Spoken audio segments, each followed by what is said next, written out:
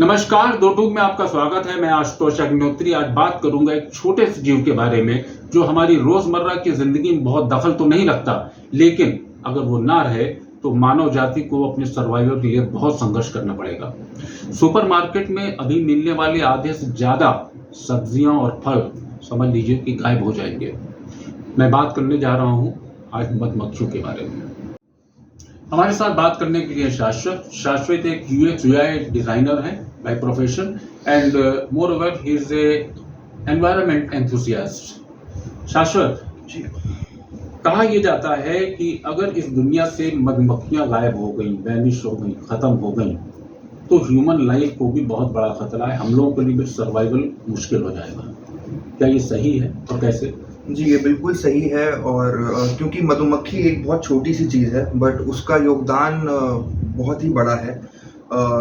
Environmental aspects के नज़रिए से देखा जाए या एग्रीकल्चर के नज़रिए से देखा जाए, आज के समय में हमारे घरों में या हमारी सुपरमार्केट्स में जिस भी तरह के फल और वेजिटेबल्स जो हमें प्रोवाइड किए जा पा रहे हैं वो मधुमक्खियों की वजह से ही है। कई हद तक मधुमक्खियाँ इस तरह से योगदान देती हैं कि वो पॉलिनेशन के थ्रू हमारी क्रॉप्स का यील्ड का पॉसिबिलिटी जो है उसी की वजह से हो पाता है। जब एक मधुमक्खी एक फूल से या एक क्रॉप से पोलन कलेक्ट करके किसी दूसरे फूल या क्रॉप में ट्रांसफर करती है जिसकी वजह से फर्टिलाइजेशन पॉसिबल हो पाता है, उसी से हमारी क्रॉप्स की यील्ड्स इंक्रीज होती है, बढ़ती है और हमारे घरों तक खाना पहुंच पाता है। बहुत बढ़िया। आप बता सकते हैं कि इस समय जब मधुमक्खियां धीरे धीरे उनकी संख्या तो कम हो रही है, ऐसा कई रिपोर्ट्स में कहा गया है, फाइनेंशियली या इकोनॉमिक लॉस कितना वर्ल्ड वाइड हो रहा है और क्या मतलब आगे इस तरह अगर ये नहीं रुका तो क्या सिचुएशन आ सकती है? जी, फाइनेंशियल एस्पेक्ट्स पे इकोनॉमी पे यदि बात किया जाए तो इसका क्या असर पड़ रहा है, तो मधुमक्खियाँ जो पॉलिनेशन सर्विसेज हमें वर्ल्ड वाइड प्रोवाइड करती हैं उसका उसका इकोनॉमी में लगभग $577 बिलियन का कंट्रीब्यूशन होता है, जो कि वर्ल्ड वाइड ग्लोबली जो कि एक बहुत बड़ा आंकड़ा है। और जिस तरह से राइजिंग टेम्परेचर और क्लाइमेट चेंज की वजह से मधुमक्खियों का पॉलिनेशन कम और उनका नेक्टर कलेक्ट करना और उनका खुद का आहार में कमी हो रही है, जिससे उनकी पॉपुलेशन की गिरौतरी हो रही है, उसकी वजह से ये इकोनॉमिकली तो एक बहुत बड़ी चोट पहुंचा ही रहा है। साथ ही हमारे एग्रीकल्चर सेक्टर और खाने की कमी की तरफ भी बहुत बड़ा एक इंडिकेशन है। फूड स्कैर्सिटी जो एक प्रॉब्लली लग रही है उसमें एक बहुत बड़ा फैक्टर बिल्कुल ये हो सकती है। जी हाँ। शाश्वत जी, हम बात करेंगे अब मधुमक्खियों का एक अपनी सोसाइटी है, जैसे ह्यूमन की है या हर एक एनिमल स्पीसीज की अपनी सोसाइटी होती है। मधुमक्खियों की सोसाइटी कैसे रन करती है? और बचपन में हमने पढ़ा था कि जो हेड करती है या जिसको हम अल्फा कहते हैं वो यहाँ पर जो है फीमेल होती है। शायद एलिफेंट्स में भी फीमेल जो है वो अल्फा होती है। तो यहाँ रानी मक्खी का बड़ा महत्व होता है। तो इनका सोसाइटी कैसे चलती है? तो बिल्कुल हमारी तरह ही या कोई भी इमोशनली इंटेलिजेंट सोसाइटी अगर हम इस धरती पे जो है वो देखें तो मधुमक्खियाँ एक बहुत ही क्लोज नेट सोशल स्ट्रक्चर्स में रहती हैं और इनके सोशल स्ट्रक्चर्स में रिस्पॉन्सिबिलिटीज़ के बेसिस पे मधुमक्खियों की कास्ट्स डिवाइडेड रहती हैं। तो वो हमारे हिसाब से जो कास्ट सिस्टम है वैसा कुछ नहीं, केवल कार्य के हिसाब से जो उनको सोशल और वर्किंग बेस्ड रिस्पॉन्सिबिलिटीज होती हैं उसके मुताबिक उनका सेगमेंटेशन होता है सोसाइटी में। तो जिसमें एक सबसे मेन जो उनकी सोसाइटी का पार्ट और कंपोनेंट जिसको हम कह सकते हैं, जिसके बिना सोसाइटी वो कोलैप्स कर जाएगी या क्रम्बल कर जाएगी, वो है क्वीन बी, जो कि उनकी सोसाइटी में हाँ जी लार्वे रिप्रोडक्शन का उनकी सोसाइटी में जो उनकी पॉपुलेशन की बढ़ोतरी का मेन रोल जो है क्वीन बी ही प्ले करती है। और उसके नीचे होता है वर्कर क्लास, जो कि आमतौर पे उनके हाइव की हनीकॉम्ब हाइव की नर्चरिंग, उसका ख्याल रखना, फैसिलिटेट करना। हाँ, बिल्ड करना उसको, वो सब उसका उनका रिस्पॉन्सिबिलिटीज वो सब होते हैं। और उसके बाद होती हैं जो कि ज़्यादातर फीमेल ही होती हैं, वर्कर क्लास फीमेल बीज होती हैं। और फिर मेल बीज हैं जो कि साइज में थोड़ी बड़ी होती हैं फीमेल बीज से, जिन्हें हम स्काउट्स भी कह सकते हैं और फॉरेजर्स भी कह सकते हैं, जो कि छत्तों से बाहर की जो रिस्पॉन्सिबिलिटीज हैं, प्रोटेक्शन, डिफेंस एंड, हाँ जी जी, नई लोकेशन ढूंढना, नई हाइट, वो ह्यूमन सोसाइटी में भी जी, यूजुअली होता है। अच्छा, मान लीजिए लाइफ कितनी होती है एक फीमेल हनी बी की, लाइफ कितनी होती है, और उसके बाद उनके यहाँ जो उत्तराधिकार है जी, उसके बाद कि नेक्स्ट रानी क्वीन कौन बनेगा, ये कैसे उनके यहाँ डिसाइड हो जाता है अपने यहाँ? तो ये बहुत ही इंटरेस्टिंग एक प्रोसीजर होता है। पहले तो एक क्वीन बी की औसतन तौर पे अगर देखा जाए तो उनकी लाइफ स्पैन 2 से 3 साल की होती है, और 5 साल तक देखा गया है कि क्वीन बी मैक्सिमम जी भी सकती है, पर औसतन 2 से 3 साल तक की उनकी जीवनी होती है। और बात अगर होती है कि जब एक क्वीन बी अपनी उम्र तक पहुंच जाती है या वो इनफर्टाइल हो जाती है, इसका मतलब वो और एग्स ले नहीं कर सकती है बायोलॉजिकली, तो उसका ट्रांसफर ऑफ पावर कह सकते हो, या एक नई क्वीन बी का चुनाव, जिसका प्रोसीजर है वो शुरू किया जाता है, जिसके अंतर्गत जो कुछ वर्कर बीज होती हैं, वो जितना भी उनका लार्वा का ग्रुप होता है, जितना भी लार्वा का उनका जितने भी लार्वाज उस टाइम पे सोसाइटी कॉलोनी में प्रेजेंट होते हैं, उनमें से कुछ का चुनाव किया जाता है basis of their genetic makeup, जो कि डिसाइड होता है उनके पेरेंटल जेनेटिक मेकअप की थ्रू, कि उनके पेरेंट्स की हेल्थ और उनकी कितने स्ट्रॉन्ग थे वो। मतलब जेनेटिक इंजीनियरिंग भी इनकी सोसाइटी में वर्क करता है। जेनेटिक इंजीनियरिंग नहीं, बट एक तरह की नॉलेज उनको होती है कि वो ये डिसर्न कर पाते हैं कि कौन सा लार्वा किस लार्वे से ज़्यादा हेल्दियर और स्ट्रॉन्ग है, और वो आगे चल के एक हेल्दियर और स्ट्रॉन्गर क्वीन बी में जो डेवलप हो सकता है पोटेंशियली। तो पहला प्रोसेस सिलेक्शन लार्वा सिलेक्शन का होता है, जिसमें से ये कुछ 5-6 लार्वेज जो हैं सेलेक्ट करती हैं। फिर उसके बाद इनकी नर्चरिंग शुरू होती है, जिसके अंतर्गत ये वर्कर बीज एक बहुत ही खास तरीके का सब्सटेंस पदार्थ जो है सिक्रीट करती हैं, जिसको रॉयल जेली कहा जाता है। अच्छा, रॉयल जेली। जी जी, तो ये इसको आप रॉयल जेली इसलिए भी समझ सकते हैं कि वो एक रॉयल डेवलपमेंट के काम की तरफ जो है प्रोवाइड लाइक रॉयल ब्लड जी। तो रॉयल जेली एक खास तरह का पदार्थ होता है जो वर्कर बीज ही प्रोड्यूस कर पाती हैं, और वही सब्सटेंस इनको इनके नरिशमेंट और इनके डेवलपमेंट के लिए प्रोवाइड किया जाता है। और ये और किसी भी कॉलोनी में किसी और बी को नहीं, सिर्फ जो selected queen bee, potential queen bees के ग्रुप होते हैं, उन्हीं लार्वेज को प्रोवाइड किया जाता है। और उसमें इनका रहने का भी एक खास सेल क्रिएट होता है। एक बाकी कॉलोनी और हनीकॉम्ब में बाकी सेल्स के कंपैरिजन में इनके लिए एक बड़ा सेल और ज़्यादा कॉम्प्लेक्स सेल स्ट्रक्चर क्रिएट किया जाता है, जिससे ये तय किया जा सके या फिर ये निश्चित किया जा सके कि क्वीन बी का साइज बड़ा होगा। और जी हाँ, और उसी में एक कैपिंग होती है, एक लेयर वैक्स की, उस सेल की ओपनिंग को, जैसे हमारे घर में दरवाजे होते हैं, उसी तरह से एक वैक्स की लेयर ऊपर लगाई जाती है, जिससे उसको प्रोटेक्शन मिले बाहर के एनवायरनमेंट से, तेज हवाएं या मॉइस्चर या बारिश, कई तरह की चीज़ें। तो इस तरह से उसको प्रोटेक्शन भी मिलता है। और कुछ 7 से 8 दिनों में एक लार्वे जो है वो एक क्वीन बी में तब्दील होकर अपने सेल से बाहर आती है। वो बाहर जाकर मेटिंग करती है, मिड एयर फ्लाइट मेटिंग करती है वो बाकी मेल बीज से। अच्छा। और फिर उसके बाद वो वापस अपने कॉलोनी में आके अंडे देती है, जिससे कि उनकी सोसाइटी का फिर से प्रोडक्शन शुरू होता है और उनकी पॉपुलेशन कंट्रोल्ड रहती है। और पावर ट्रांसफर जो है उसी समय हो जाती है जी।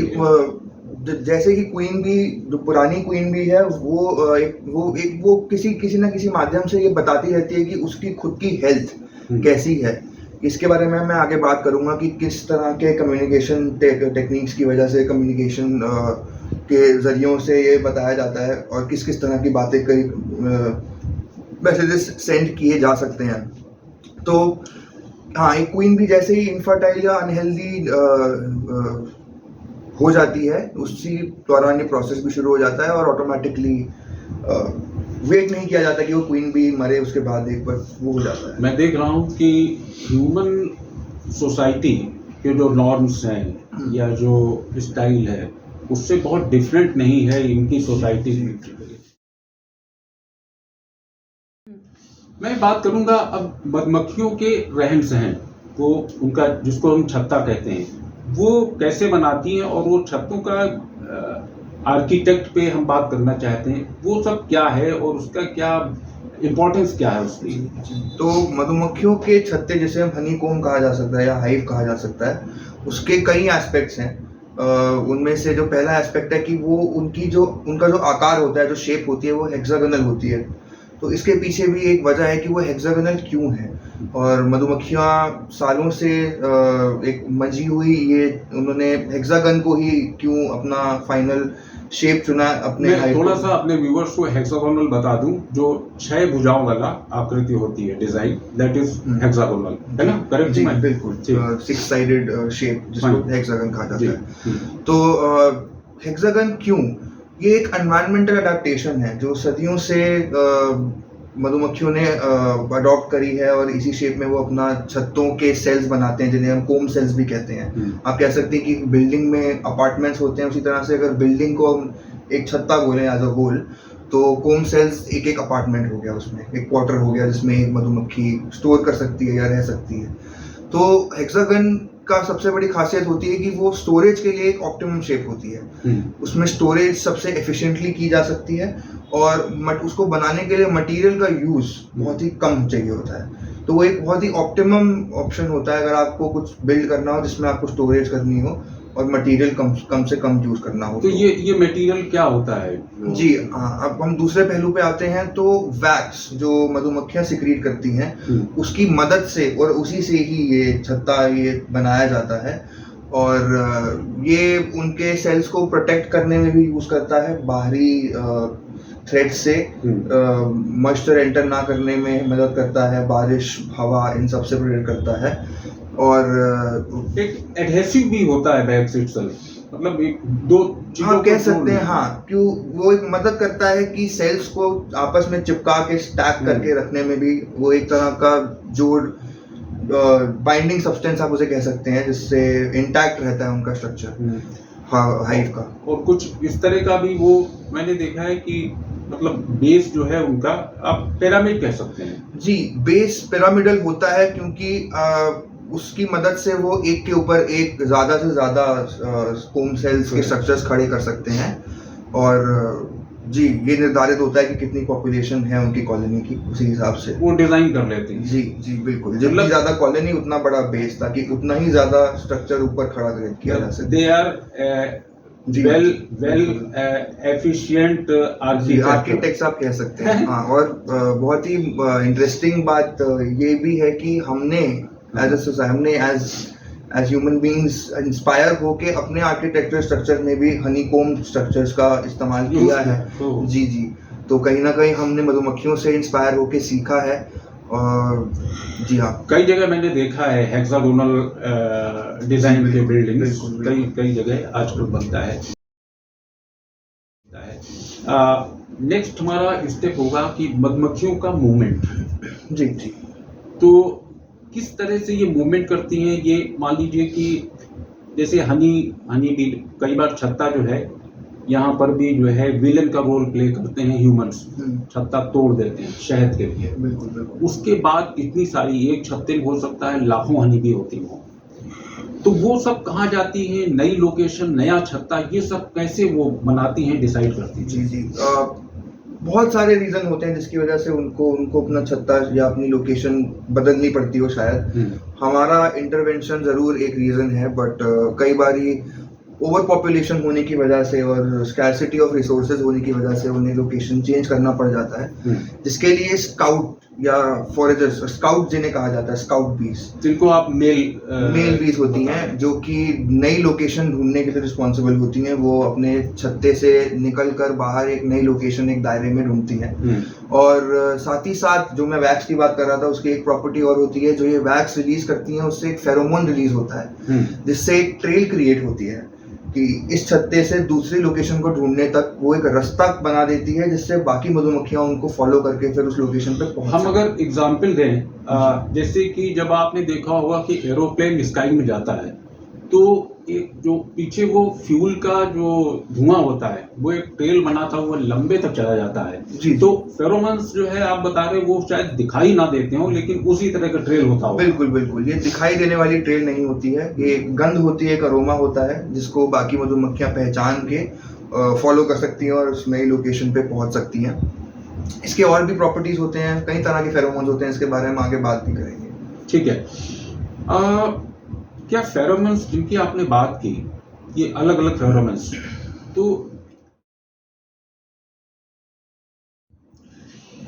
मधुमक्खियों के कम्युनिकेशन पे मैं जानना चाहूंगा कि विद इन द हाइव कैसे इन लोगों को जरूरत नहीं पड़ती कि ये एक दूसरे से कम्युनिकेट करें, कुछ बातचीत करें, तो क्या प्रोसेस कुछ होती इन लोगों की इसमें कर पाती है कि नहीं? जी बिल्कुल, कम्युनिकेशन एक बहुत इंपॉर्टेंट एस्पेक्ट होता है। मधुमक्खियां एक बहुत ही कम्युनिकेटिव स्पीसीज हैं, हाईली कम्युनिकेटिव हैं, और इनके पास बहुत सारे जरिए होते हैं कम्युनिकेट करने के। अलग अलग तरीके से कम्युनिकेट करती हैं एक दूसरे से।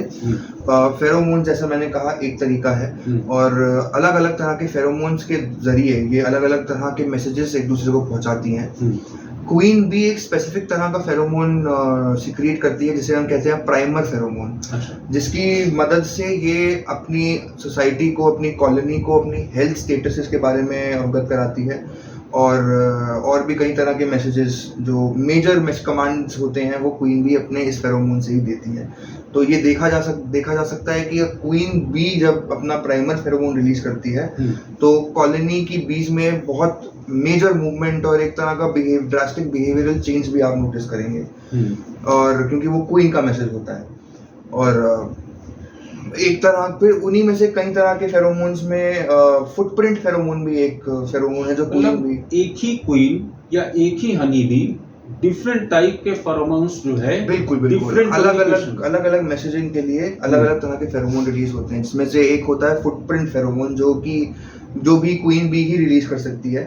जिसके द्वारा वो अपनी कॉलोनी को ये बताती है कि वो अभी एक्टिव है, एक हेल्दी स्टेट में है, और एक नई क्वीन की अभी जरूरत नहीं पड़ी है। जैसे ही एक नई क्वीन की जरूरत पड़ती है तो ये भी मैसेज क्वीन बी ही अपने फुटप्रिंट फेरोमोन से पास करती है कि अब एक क्वीन सिलेक्शन प्रोसेस शुरू होना चाहिए। आपने अभी जिक्र किया प्राइमर फेरोमोन्स का, तो क्या ऐसा भी होता है कि प्राइमर फेरोमोन्स जो क्वीन के आसपास जो क्लोज या कोटरी के लोग कह सकते हैं, वो लेबर बीज वो फेरोमोन्स कलेक्ट करके और अपनी सोसाइटी या बाहर के लोगों को ये मैसेज पहुंचाने के लिए क्या इस्तेमाल करती है? जी हाँ। जो भी क्वीन की वर्कर ग्रुप होता है जो उनके बहुत पास रहता है, उनकी नीड्स के लिए उनको टेंड करता है, वो भी इनसे ये फेरोमोन कलेक्ट करके, ये क्वालिटी उन्हीं वर्कर बीज में होती है कि वो प्राइमर फेरोमोन कलेक्ट करके आगे पास कर सकता है। तो वो फेरोमोन, ये मैसेज वो अपनी कॉलोनी में भी फैलाता है क्वीन बी के लिए। और अगर हम अलग अलग तरह की फेरोमोन्स की बात करें तो एक अलार्म फेरोमोन कहते हैं, जो कि डिफेंस के लिए यूज किया जाता है। ये तब सिक्रीट होता है जब एक मधुमक्खी स्टिंग करती है। तो यदि आपको कोई मधुमक्खी ने काटा है तो बेहतर होगा कि आप वहां से तुरंत मूव आउट कर जाएं, क्योंकि जो वो फेरोमोन उसने सिक्रीट किया है आपको काटते टाइम, उससे वो और मधुमक्खियों को मैसेज पहुंचा रही है कि एक थ्रेट है, और वो भी अब वहां आपको अप्रोच करने आएंगे। अच्छा, तो इसीलिए मैंने देखा है कि जब अटैक होता है तो एक नहीं करती, तो पूरा झुंड जो है वो करता है। जी हाँ। और कई खबरें ऐसी आई हैं कि मधुमक्खियों का अटैक में ह्यूमन लाइफ जी बिल्कुल बहुत पोटेंट भी होता है। कई बार स्टिंग्स अगर इतने संख्या में हो तो डेफिनेटली बहुत लीथल हो सकता है। और जैसे मैं कह रहा था, हाइव जिससे नाम आया, हाइव माइंड टर्मिनोलॉजी एक है जी। तो ये मधुमक्खियों से इंस्पायर्ड है कि उनका कम्युनिकेशन इतना टाइट और स्ट्रांग होता है कि ऐसा लगता है कि वो एक ही दिमाग है। तो इस तरह से उनके कम्युनिकेशंस होते हैं। और फेरोमोन्स के अलावा और अगर हम कम्युनिकेशन मेथड्स की बात करें तो कई तरह के होते हैं। वो डांस भी करती हैं कम्युनिकेट करने के लिए। दो तरह के डांस होते हैं उनके। एक होता है वैगल डांस, जिसके अंदर वो किसी एक स्पेसिफिक लोकेशन को पिन पॉइंट करने के लिए वैगल डांस का इस्तेमाल होता है, जिसमें एक मधुमक्खी जिस एंगल पे डांस कर रही है, डांस से मेरा मतलब है वो एक जगह पे हवर करके फ्लाई कर रही है, तो आप इमेजिन कर सकते हैं 2 मधुमक्खी एक आमने सामने हैं और एक डांस टाइप हो रहा है उन दोनों के बीच में, तो वो कम्युनिकेट कर रही हैं, एक पर्टिकुलर लोकेशन को पिन पॉइंट कर रही हैं, चाहे वो फूड सोर्स का लोकेशन हो, चाहे वो कोई नया हाइव लोकेशन हो, जिसमें मधुमक्खी के डांस का एंगल ये निर्धारित करता है कि वो लोकेशन किस दिशा में है, और उसकी जो टाइम जितना लगता है, वो डांस कितना लंबा है, वो ये निर्धारित करता है कि दूरी कितनी है उस लोकेशन की।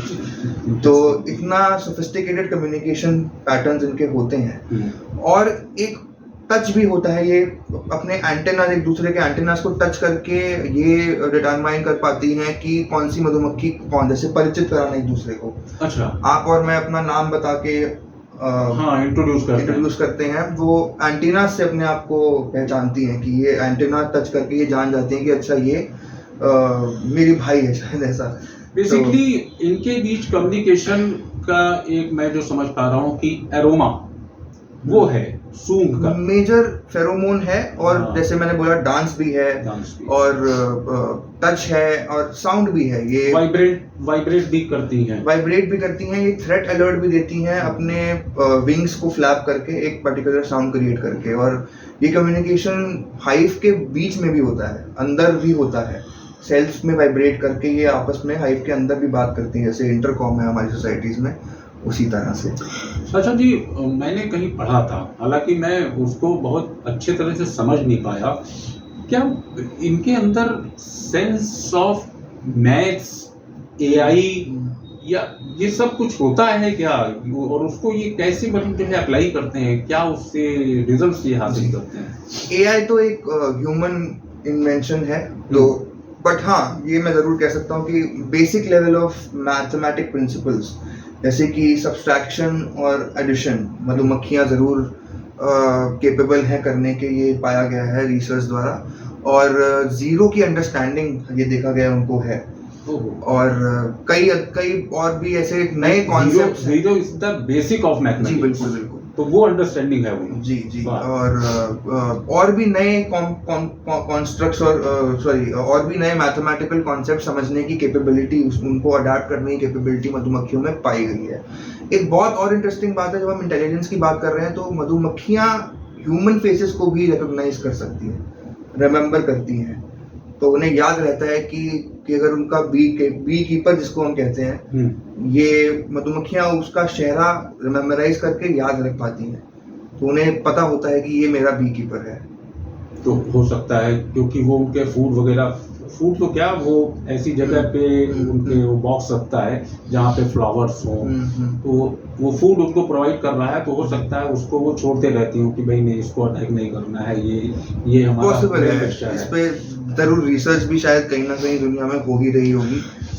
अशोक जी, काफ़ी लंबी बातचीत हुई। एक मैं आखिरी आपसे कि मधुमक्खियाँ ख़त्म हो रही हैं, संख्या उनकी डे बाय डे कम हो रही है, उसके कुछ 2-3 आप रीजंस बताएंगे, क्या वजह है, और हम अब ज़रूरत किस बात की है कि हम कैसे कंट्रोल करें, क्योंकि मधुमक्खियाँ ख़त्म हो गई तो हम भी बचेंगे। बिल्कुल। तो वो क्या रीजंस हो सकते हैं? पेस्टिसाइड क्या एक रीज़न है, या जो पेस्टिसाइड में एक कुछ एलिमेंट्स ऐसे होते हैं जो कि उनको बिल्कुल मतलब रास्ता भटक जाती है, कुछ इस तरह की, क्या हो सकता है? जी बिल्कुल, मधुमक्खियों के पॉपुलेशन की गिरावट में बहुत सारे रीजन हैं जो कंट्रीब्यूट कर रहे हैं। जैसा आपने कहा, पेस्टिसाइड्स, क्रॉप्स में पेस्टिसाइड्स का छिड़कना, उसकी वजह से भी ये बहुत एक ये बड़ा रीज़न है। पेस्टिसाइड्स में एक केमिकल होता है नियोनिकोटिनाइड्स, जिससे जब वो मधुमक्खी उसको सूंघ लेती है या उसके कांटेक्ट में आ जाती है, तो वो एक शॉक स्टेट में चली जाती है, जिसकी वजह से वो मधुमक्खी अपना छत्ते का रास्ता भूल जाती है और भटकने की वजह से वो मृत्यु उसकी हो जाती है।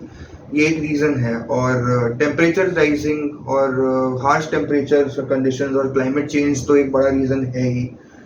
और जी बाकी एक प्रेडेटरी माइट होता है, क्रैब लाइक माइट, वरोआ जिसको हम कहते हैं, जो इनके ब्लड के लिए इनका शिकार करता है, वो भी एक रीज़न है। बट उसको हम एक नेचुरल प्रोसेस कह के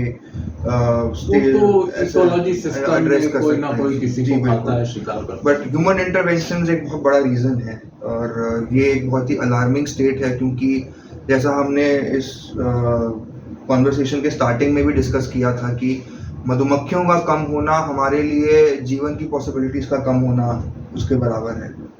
तो ज़रूरत है कि हम ज़्यादा से ज़्यादा एक बॉक्स में मधुमक्खी पालन, मोनिंग जिसको कहते हैं, वो तो है ही, लेकिन हाँ नेचुरल प्रोसेस में हम ज़्यादा से ज़्यादा फ्लावर्स, प्लांट्स जी बिल्कुल बिल्कुल उनके आसपास, ताकि मधुमक्खियाँ सरवाइव करती रहें सोसाइटी में, ये हम लोगों के लिए भी अच्छा जी होगा। बिल्कुल, उनके हैबिटेट को हमें और बढ़ाना पड़ेगा, उनको उनके लिए हैबिटेबल एनवायरनमेंट क्रिएट करना पड़ेगा और उनकी ब्रीडिंग को भी हमें बहुत सेंसिटिवली इस तरह से करना पड़ेगा कि क्लाइमेट चेंजेस के हिसाब से हम अपने भी तौर तरीकों में बदलाव लाएं। बहुत अच्छी जानकारियां दी Shashwat ji, really Thank you. Very interesting. मतलब मुझे भी आपसे इंटरव्यू करके बहुत मज़ा आया। बहुत बहुत धन्यवाद आपका। आपसे मिलकर अच्छा लगा। फिर मिलेंगे। आपका क्योंकि इस फील्ड में मैंने जान कि आप एक एंथुसियास्ट हैं, तो हो सकता है मैं आगे भी आपके किसी और इसी तरह की एनिमल या प्लेनेट पे जो भी हैं उसके बारे में बात करूँगा। Thank you. धन्यवाद। Thank you.